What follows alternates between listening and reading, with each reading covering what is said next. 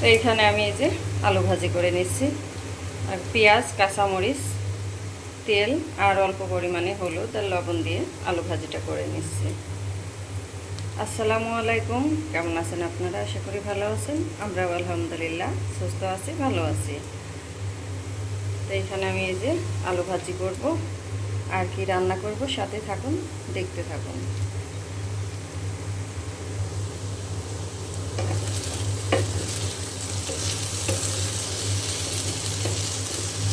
তো আমি এখন ভালো করে নেড়ে ছেড়ে দেবো। তো আমার আলু ভাজি করাটা হয়ে গিয়েছে, আমি এখন নামিয়ে নিব। তো আলু ভাজিটা হয়ে যাওয়ার পরে আমি এখানে কড়াই তেল দিয়ে দিয়েছি, তেল গরম হয়ে গিয়েছে। আমি এই যে পাঙ্গাস মাছ রান্না করব। এখানে লবণ, হলুদ আর মরিচের গুঁড়া দিয়ে দিয়েছি, এখন হাত দিয়ে ভালো করে মাখিয়ে নিব। আর এই পাশে তো আমি পেঁয়াজ, মরিচ কেটে নিয়েছি, আর আদা বাটা, রসুন বাটা, জিরা বাটা বেটে নিয়েছি। তো আমার তেল গরম হয়ে গিয়েছে, এখন আমি মাছ খুব ভালো করে হাত দিয়ে মাখিয়ে তারপরে তেলে দিয়ে দেব। আর এক পিস ছোটো মেয়ের জন্য ভেজে রেখে দেব। ছোটো মেয়ে আবার ভাজা মাছটা বেশি পছন্দ করে, তো আমি এখান থেকে এক পিস ভাজার জন্য আগে নিয়ে নেব, আগে ভেজে নেব। তেল গরম হয়ে গিয়েছে, আমি এই যে হাত দিয়ে খুব ভালো করে মাখিয়ে নিলাম। এখন আমি তেলে দিয়ে দেব।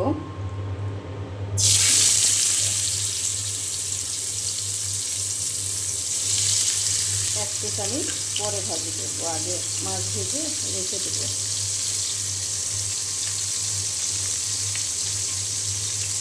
এই এক পিস ভেজে রাখবো।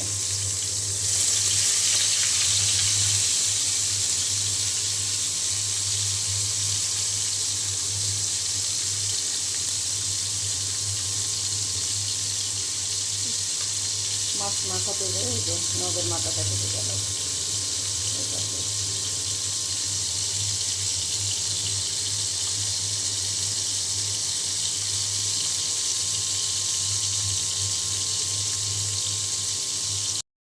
তো এখানে আমি এই যে মাছ ভেজে নিচ্ছি ছোটো মেয়ের জন্য, আর এখানে যে মাছ রান্না করব ভেজে উঠিয়ে নিয়েছি। এটা ভেজে নেওয়ার পরে তারপরে রান্নাটা করে নেব।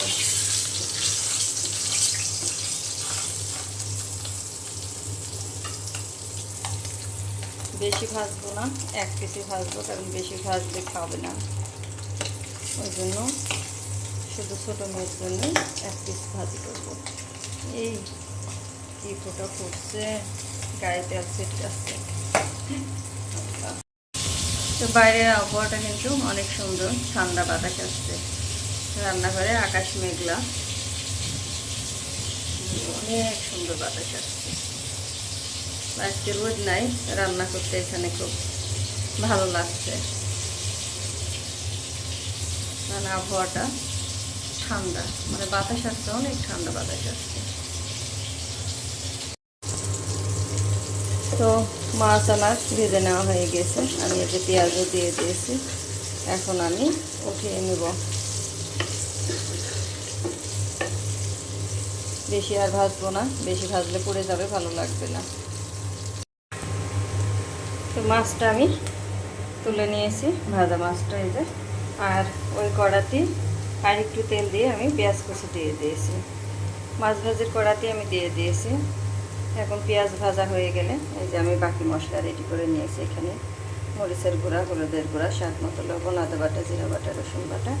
এখন পেঁয়াজ ভেজে নিয়ে তারপরে আমি মশলাটা দিয়ে দেব। একটু কালো কালো দেখা যাচ্ছে, কারণ মাছ ভেজে নিয়েছি আগে, এই জন্য। কোনো ব্যাপার না। পেঁয়াজটা আমি আরও একটু ভালো করে ভেজে নেব, তারপরে আমি মশলাটা দিয়ে দেব।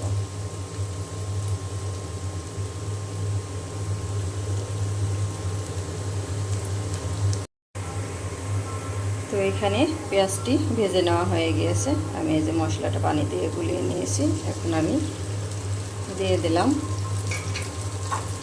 এখন খুব ভালো করে কষিয়ে নেব। আর প্রতিদিনকার মতো আমার আপু ভাইয়াদের কাছে একটা কথাই বলি, আমার ভিডিও দেখা শুরুতে প্লিজ একটি লাইক দিয়ে ভিডিওটি দেখা শুরু করবেন। আর আমার ভিডিওটি যদি খুব বেশি ভালো লাগে চ্যানেলটি সাবস্ক্রাইব করে আমার পাশে থাকবেন। আপনাদের একটি লাইকে আমার ভিডিওটি আরও অনেক ভাই বোনের কাছে পৌঁছায় যেতে সাহায্য করবে। আপনাদের জন্যও রইল, আর নতুন নতুন যেসব ভাই আপুরা জয়েন্ট হয়েছেন তাদের জন্য রইল অনেক অনেক দোয়া ও ভালোবাসা। আমাদের জন্য দোয়া করবেন, আমিও আপনাদের জন্য দোয়া করি। আর যেসব আপু ভাইয়েরা সাপোর্ট করে যাচ্ছেন তাদের জন্য তো দোয়া সব সময় আছে, মন থেকে দোয়া করি। আমি মশলাটা খুব ভালো করে কষিয়ে নিই, তারপরে আমি ঝোলের পানি দিয়ে মাছ দিয়ে দেব। মশলাটা আমার কষিয়ে নেওয়া হয়ে গিয়েছে, তারপরে আমি এই যে পরিমাণ মতো ঝোলের পানি দিয়ে মাছ দিয়ে দিয়েছি।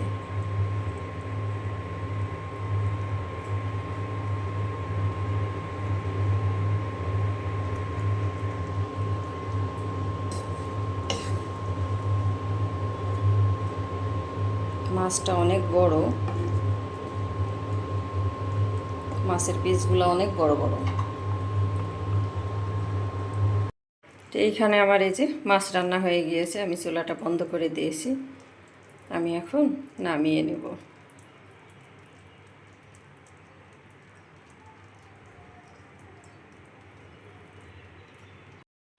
তো এখানে আমার এই যে রান্না হয়ে গিয়েছে। এখানে আমি পাঙাশ মাছ রান্না করে নিয়েছি, ভাত রান্না করে নিয়েছি, আর এই যে এক পিস মাছ ভাজি আর আলু ভাজি। তো এটাই আমাদের আজকের দুপুরের খাবার। তো এখন আমি সব ঢেকে রেখে দেব। ছোটো মেয়ে আসবে স্কুলে থেকে, ছোটো মেয়ে আবার খাওয়াইয়ে কোচিংয়ে নিয়ে চলে যেতে হবে। তো এখন বিকেলবেলায় চলে এসেছি এই যে বটমূল ক্যাফে।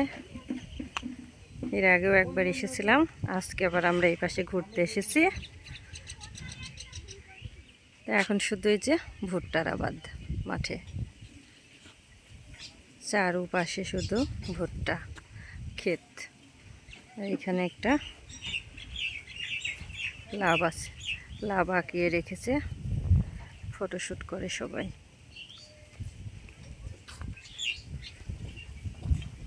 দেখুন খালি ভুট্টা ক্ষেত।